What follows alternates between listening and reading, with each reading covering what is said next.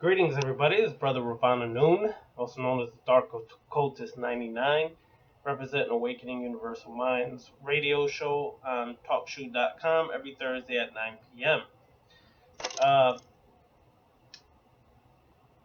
Today we will be discussing the Demonic Priesthood. What is the Demonic Priesthood? First of all, let's get the concept of demon or demonic in the religious Hollywoodized version cleared up right now. When we speak of the daemon or demonic, Daemonic,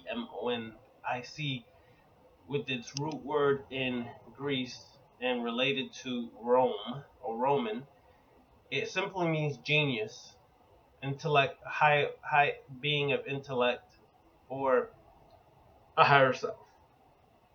It is not some grotesque, evil, fictitious creature created by religion or Hollywood in its horror movies. The demonic priesthood was a priesthood that worked in the dark. They worked in the dark places of this planet.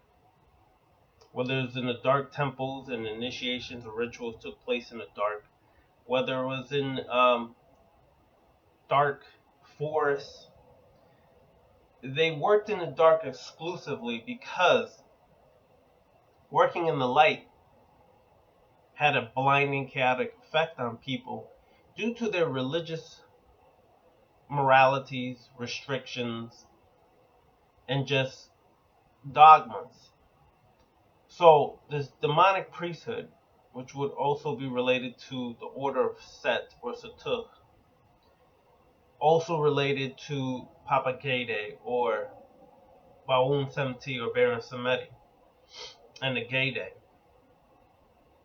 They had a secret working that even many of the initiates or voodoo saints don't even know in voodoo, didn't even know to this present day comedic conscious crap that many are so enthralled with and have no clue idea what they're really discussing or talking about. These secret workings have been around for thousands of years, and these secret workings uh, of this priesthood has been around for thousands of years, and many of us have unconsciously done this work of the demonic priesthood without even consciously realizing it. Of course, that's what unconscious means. We were not aware of these things. A large part of that work had to do with sex energy. What is important about sex energy? First of all, you're going to get a lot of different theories, beliefs, or concepts. I'll just tell you from my experience what I've learned. Sex is one of the most profound energies found on this planet. Sex is a creative force. Sex is a energy that is created by friction. The penis entering the vagina or other orifices, whatever your preference is, that's your choice, creates friction. Friction creates vibrations, which create sensations. These sensations can be interpreted as orgasmic or as painful, depending on the individual. This orgasmic energy and sensation is one of the most powerful of feelings that one can experience on this planet. Because of that, you can understand why religion has demonized it, tried to destroy it, control it, or eliminate it in any way, shape, form, or fashion. Because when a person experiences a real orgasm, they expand their consciousness tenfold sometimes. What happens in that very moment is your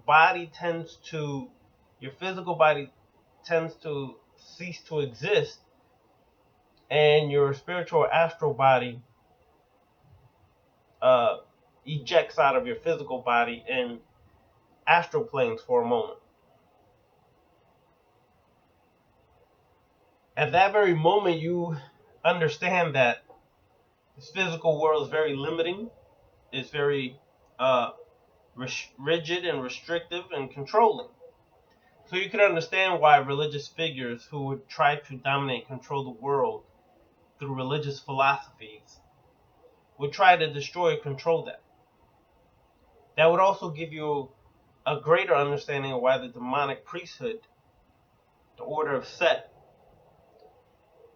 the order of Ghede, would go underground and would for thousands of years partake in rituals that many would consider forbidden, taboo, or downright unsettling. So, when we deal with the demonic priesthood, you have to first ask yourself, when you were growing up, did you do anything related to sex that was considered abnormal, not of the norm, not of the everyday uh, form of sex?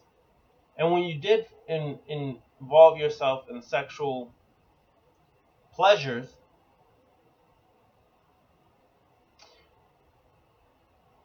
did you do it consciously or unconsciously? What I mean by that is, did you end up in places you normally would not end up in? And partook in things that you normally would not have partook in? Well, if you did, you possibly were unconsciously a part of this demonic priesthood and have been working that sexual magic for a long length of time. It's important because spirits of the dead, one of their conduits, one of the vortexes or gateways that they utilize to interact with the physical world is sexual energy. It's like a food for the dead.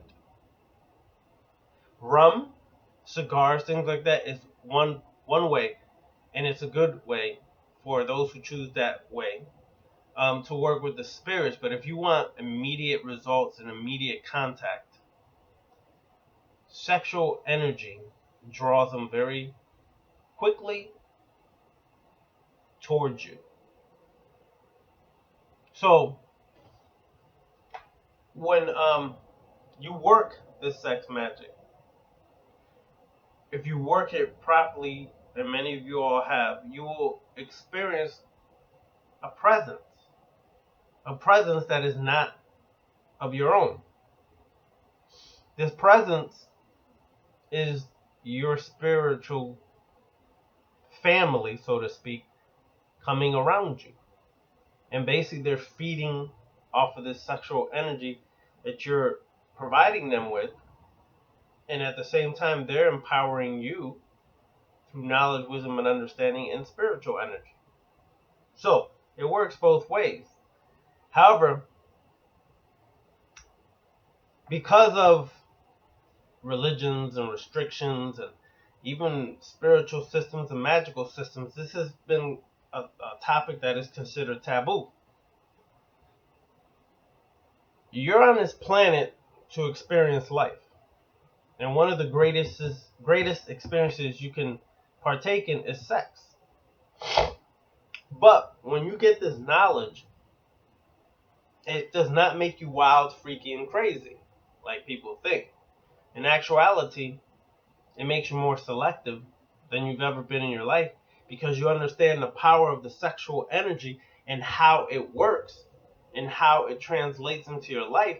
You are more selective in that energy that you choose to partake in.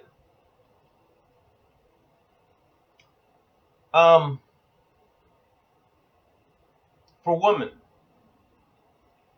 women have been the most suppressed individuals on this planet. And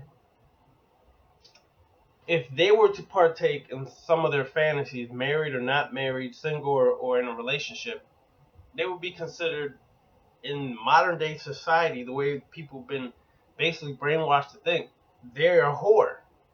But if a man does it, they get applause, they get a big up, right? They get love, respect, whatever. It's twisted.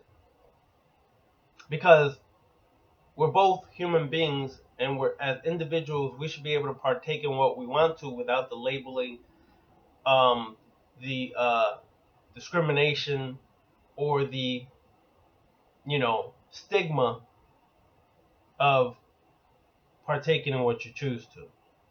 So because of this mentality, the priesthood always has done things in the dark. The Lord, or the Master, the archetype that is symbolic of this demonic priesthood working in ancient Kemet was Set, or Sutekh. In modern day times, it would be the Ghede, Bawun Semti or Baron Samedi, sometimes called Papa Ghede by some. That's the Lord or Master archetype of sex, the sex energy.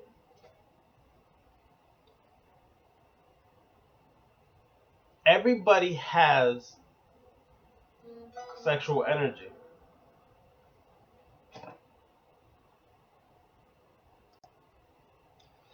And because we have this sexual energy, spirits are drawn to us. The more sexual energy you have, the more spirits are drawn to you. It is a food for the gods, so to speak. In this case, though, when I speak of spirits, I'm speaking of flesh and blood beings that have translated from the physical into the spiritual, not archetypes, who are basically metaphors for characteristics, personality types that are considered attributes that we should aspire to, which in time became known as gods and goddesses. I'm not talking about something fictitious. I'm talking about some real shit, which is spirits that were once physical flesh and blood beings are still vibrating at a dimension that can intercess this dimension. So, as you increase your sexual energy, there's ways to do that. When you, let's say you do a ritual with Bawun 17, there is a ritual where you can actually focus certain centers of your body, which are erotic centers. You could actually focus the energy of Bawun 17 or Papa Ghede into that region or area and bring forth more erotic pleasure from those areas of your body. And in the ritual, you actually will visualize the energy coming from the archetype, which is really coming from your demonic or higher self, your true self. But the higher self is utilizing the archetype of, let's say, Baron Samedi, and it's sending a vibration or frequency that if you use your imagination, which is key in sorcery, you can visualize energy emanating from the symbol of that archetype into those erotic regional zones of your body, increasing the sexual vitality, vigor, and energy and strength in that area or areas. This is why for centuries the phallic symbol and the symbol of the yoni or the vagina or vulva has always been found in ancient cultures around the world because of the power of sex and the strength of sex. So, as a male, if you want to increase the power that your magical wand holds, your phallic or your penis, you can increase that energy into certain regions of your phallus by the ritual of focusing the activation of sex energy through that archetype into those regions and make your magical wand even stronger, more proficient, and increase the magnetism of drawing people towards you.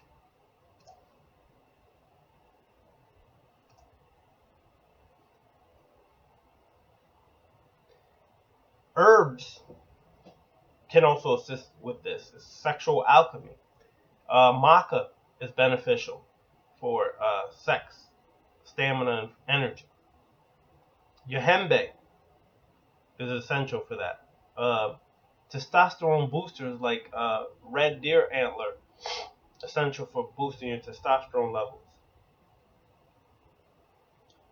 These horny goat weed, and many more are essential for that. The reason that's important is because what you're becoming is basically a conduit for sexual energy where you are able to magnetically attract and manifest the very things that you wish, desire, or obtain or strive to obtain in your life. So when you work this, you have to understand that you must go in within yourself and ask yourself various questions when it comes to sex and see how you can address it by uncovering the veil and the sugar coat that you put over your sexual desires, fantasies, thoughts, and ideas and bringing them forth and realizing they're not evil, wrong, or something that you should be stigmatized for. Let me read this excerpt for you from the Buddha Gnostic Workbook. There are in every society those secret meeting places where men may find the release of sexual tension. I'd like to add into this part women as well, because we know that a lot of times when people write books, it can be gender bias. So, where they may find release of sexual tension, which is so central to their harmony of nerves and bodily health. These places have been set aside for that release of sexual tension, to bring forth sexual relaxation.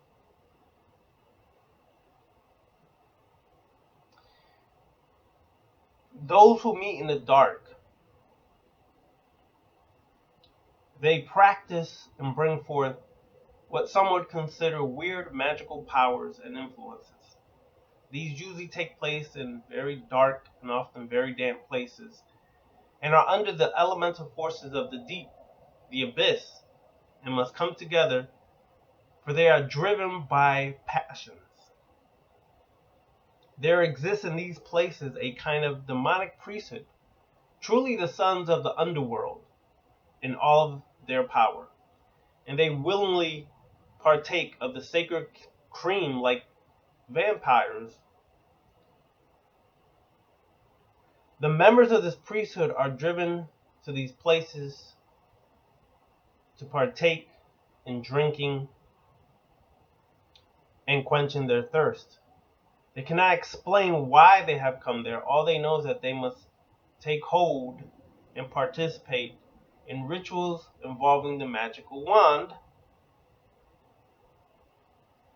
And in this case, I also would like to add on rituals involving the yoni, the vagina.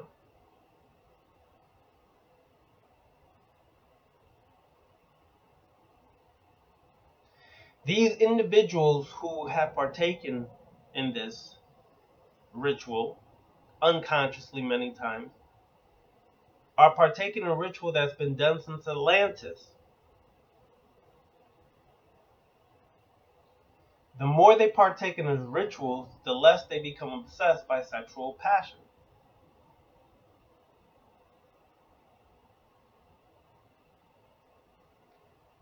To the magical observer, these rituals would be weird and uncommon. However, those who have partaken do understand that they are working with deep elemental levels, working with the abyss, the shadow, the dark side of unimaginable power.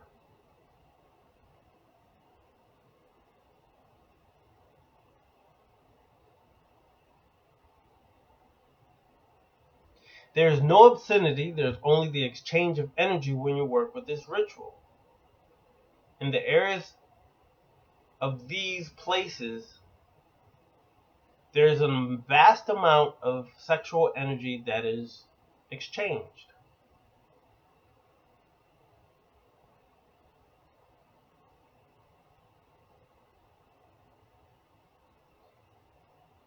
You have to understand, there are two kinds of magic associated with the use of sexual nature in man, and each has had its promise of long life and much vigor. We are able to draw upon the orders of force, the night powers. In Egypt, Kemet, they were called the powers of Set. The sun or light powers are called the powers of Asar or Osiris. And for some, they'll say Set and Heru. In each case, you must be willing to offer your sexual power to the spirits in exchange for their power and gifts. In each cult, the man must be prepared to turn his back upon the modern religion of restriction and come face to face with the ancient ones beyond all time and space. He must know that his organ is a magical powerhouse, a place wherein the spirit of the mightily and victoriously crowned Sex-Set-Ghede makes his abode. Now, let me understand this. Let me just explain this in better terms. Sex-Set-Ghede, Baum Semti Baron Samedi, is an archetype. It's an archetype. It's a metaphor for